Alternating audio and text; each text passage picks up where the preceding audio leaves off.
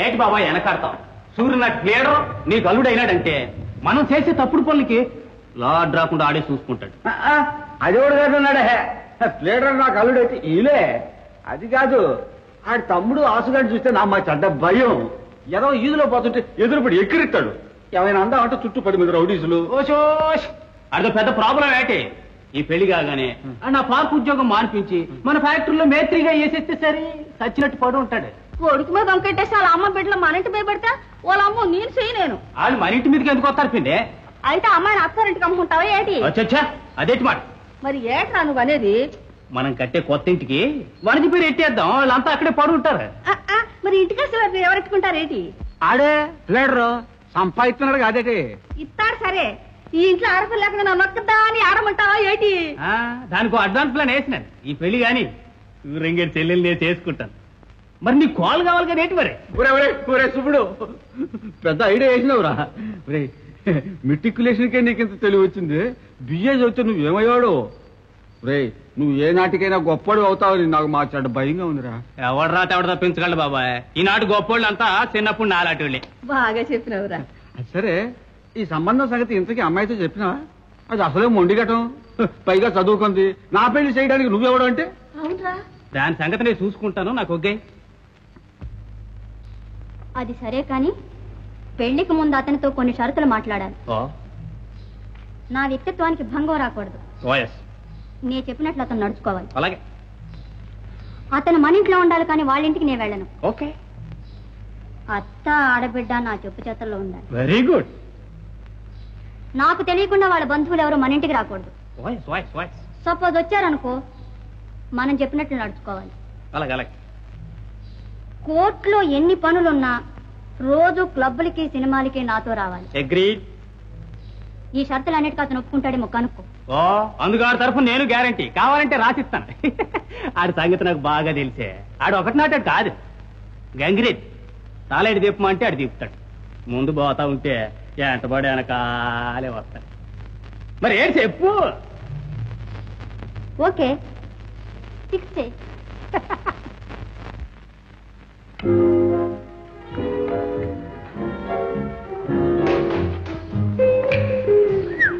One special cup coffee. Yes, sir.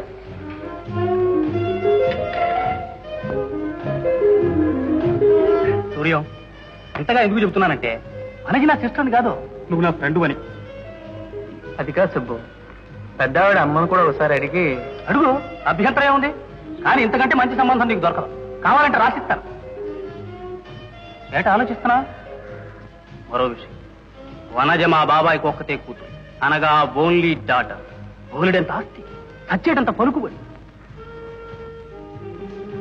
మరో రహస్యం, ఈ రోజుల్లో మగాడు పైకి రావాలి అంటే పెళ్ళాం ఫార్వర్డ్ అండ్ ఫ్యాషనబుల్ గా ఉండాలి.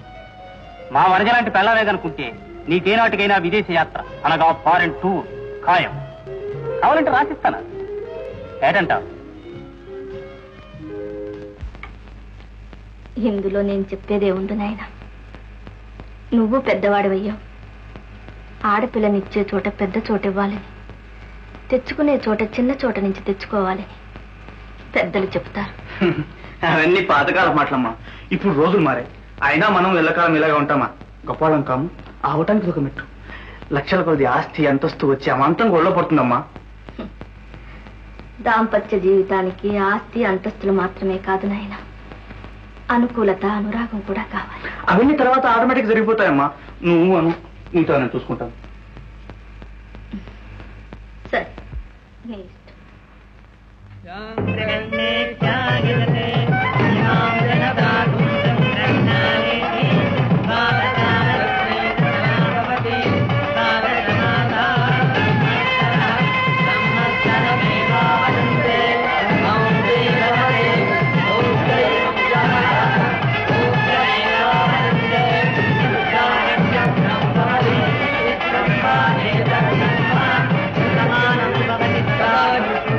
Thank you.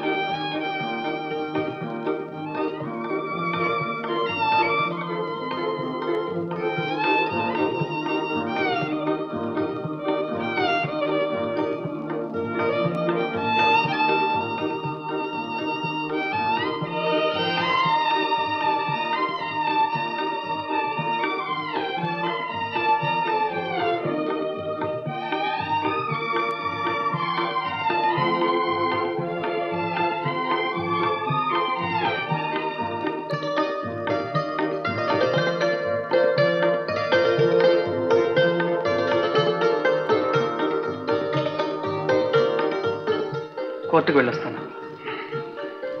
మంచిది నాయన.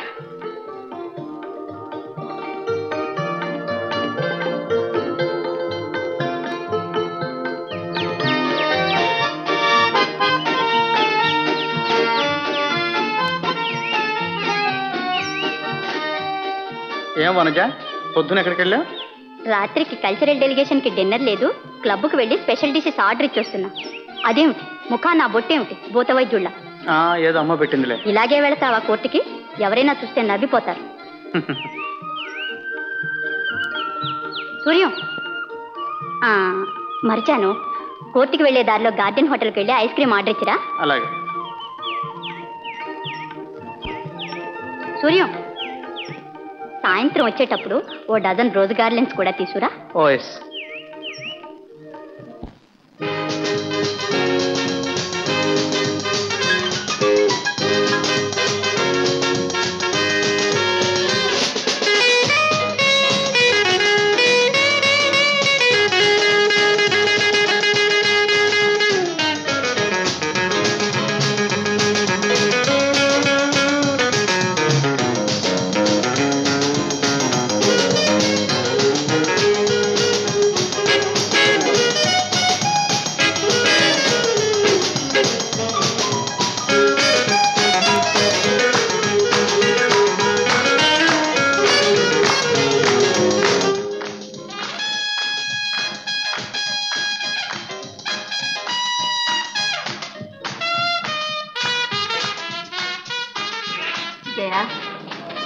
కాస్త తలుపు దగ్గరగా వేయమ్మా.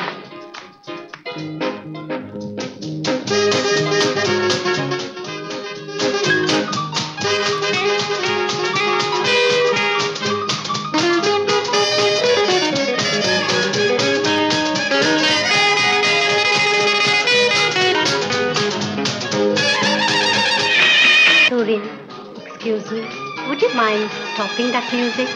If you don't mind, you put some of your Indian music on, please.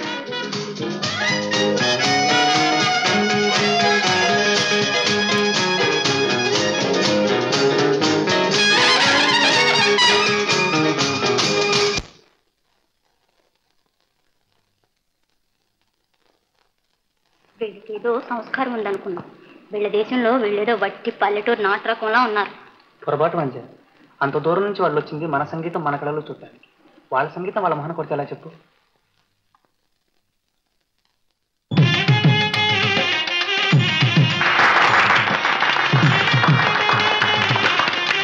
It's fine. Indian. Hey, it's fine. Thank you. It is Nadaswaram, pure Carnatic music.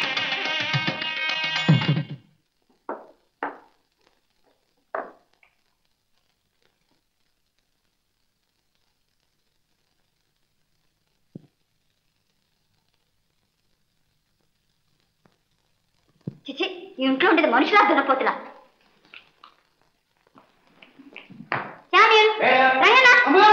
ఎక్కడ వచ్చారు మీరంతా? ఇదేం డ్రాయింగ్ రూమ్ అనుకున్నారా, గొడవ పాక అనుకున్నారా? ఇలాగైనా ఉంచాల్సిందే డ్రాయింగ్ రూమ్. కళ్ళు నెత్తి మీదకి వచ్చాయి. తిండికి మాత్రం ఉన్నారు, ఇంటి నిండా ఓ దండు. పశువుల పాకలో ఉండవలసిన వాళ్ళకి సోఫాల విలువేం తెలుస్తుంది? ఈ ఫర్నిచర్ ఎన్ని వేలు పెట్టుకుంటే ఎవరైనా గెస్టులు వస్తే తల తీసేసినట్లుంటుంది. రాత్రి చాలా ప్రొద్దుపోయి వచ్చుంటాడు.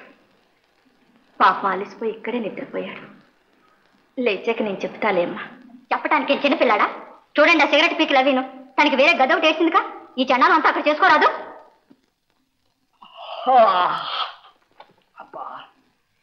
ఏమిటమ్మా వదిన, ఇప్పుడు ఏం కొంప మునిగిందని?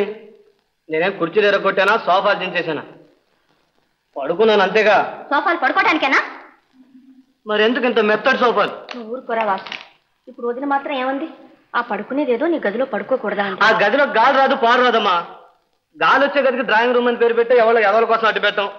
మనం ఎలకెల్లా గాలి రాని గదిలో కూలి చావటం. ఈ నాగరికత ఏమిటో నాకేం అర్థం కావటం లేదు. అవును, నీకెలా అర్థం అవుతుంది? ఎప్పుడైనా పెద్దవాళ్ళతో కలిసి తిరిగిన మొహం అయితేగా. నీకు ఆ పార్క్ రౌడీలు తప్ప వేరే ప్రపంచమే తెలుసు. అబ్బో, ఇక్కడికి వచ్చే మర్యాద సంగతి నాకు బాగా తెలుసులేవమ్మా. మడత నలకుండా సిల్పు గుడ్డలు వేసుకుంటే మర్యాదస్తులు అయిపోతారే, వాళ్ళ సంగతి నన్నడు. ఒక్కొక్క జాబ్ నేనంతా వింటూనే ఉన్నారా?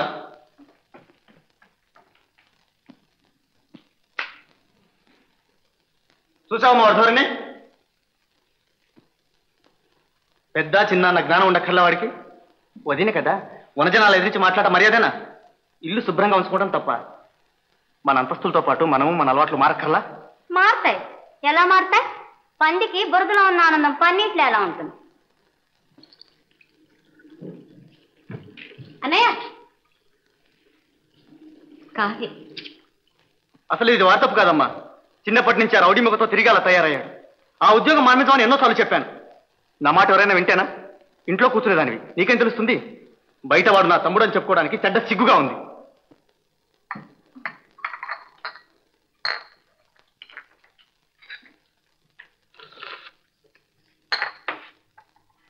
వాసు, విన్నావురా అన్నయ్య మాటలు? అంటే అన్నాళ్ళే అమ్మా, అన్నయ్యే కదా.